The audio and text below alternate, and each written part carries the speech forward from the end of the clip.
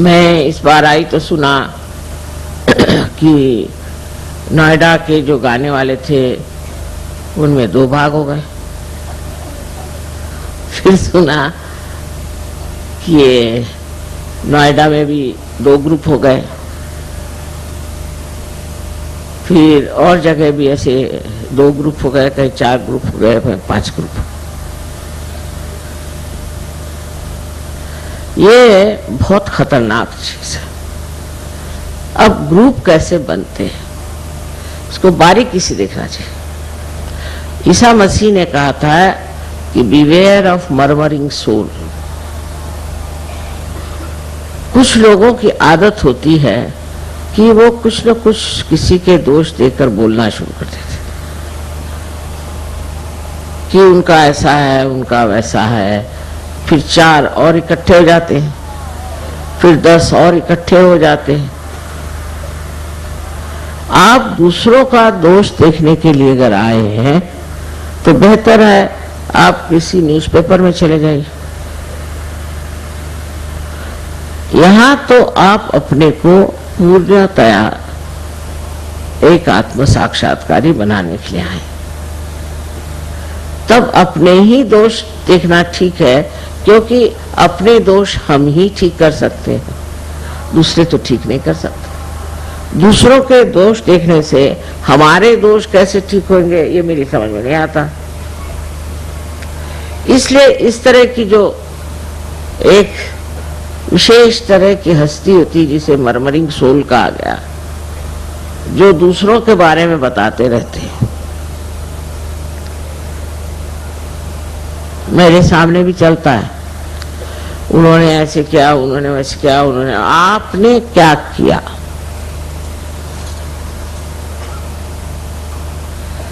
ऐसे चक्कर चल पड़ते हैं।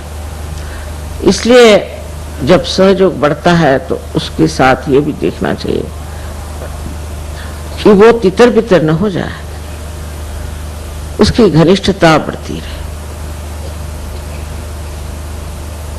हमारे अंदर एक और बड़ी विशेषता है कि सहयोग का जो नाटक है उसमें लोग सोचते हैं कि लीडर माने हम लीडर हैं, वो लीडर है, वो लीडर। एक मजाक है। लीडर वीडर है क्या? कुछ नहीं। लेकिन उसके लिए लड़ाई झगड़ा। दिल्ली शहर में रहते हैं ना, तो यहाँ के लोगों को देख करके आपको भी यही सोचता है। ये सब नामधारी है, इसमें कोई खासियत नहीं। मेरे कान पर बहुत सी बातें आई जिससे बड़ा दुख हुआ कि ऐसे बेकार चीजों में लोग अपना समय बर्बाद कर रहे हैं। जिस तरह से रशिया में हुआ है वैसा होना शायद यहाँ संभव न हो, क्योंकि हम लोग अमन चैन से हैं, सब कुछ ठीक ठाक है, ऐसा कोई दबाव हमारे ऊपर नहीं। तो जिनके पास कोई काम धंधा नहीं है वो ऐसे ही धंधे करते बैठते हैं, इधर से उधर बात लगाओ, उधर से उधर बात लगाओ। तो एक दूसरों की स्पर्धा करना या जलना इस सहयोग में हो ही नहीं सकता। अगर ये सब कुछ आपको हो रहा है तो आप समझ लो अभी आप सहज के दर किनारे भी नहीं।